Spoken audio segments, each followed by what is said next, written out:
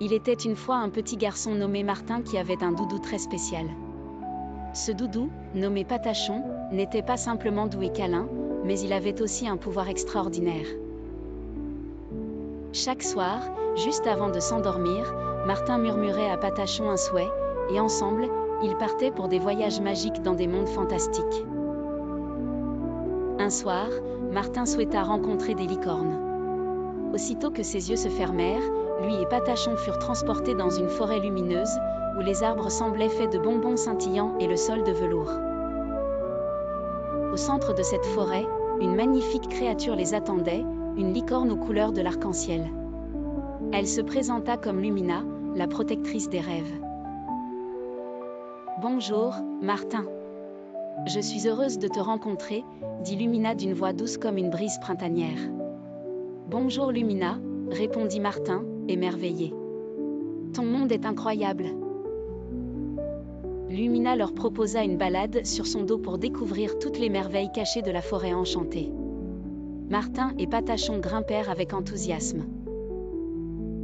Volant au-dessus des arbres, ils virent des cascades à chocolat, des champs de fleurs chantantes et même des arcs-en-ciel dansants. Mais bientôt, une ombre menaçante commença à se glisser dans le paysage.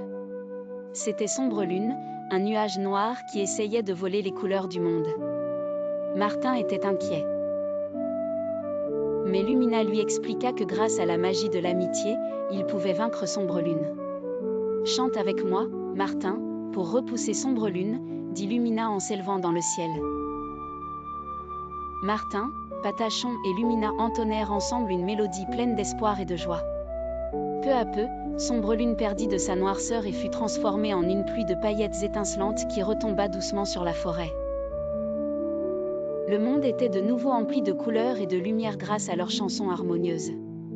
Au terme de leur aventure, Lumina offrit à Martin une étoile en cristal pour se souvenir de cette nuit magique. Martin serra son doudou Patachon contre lui, remerciant silencieusement pour ces moments magiques.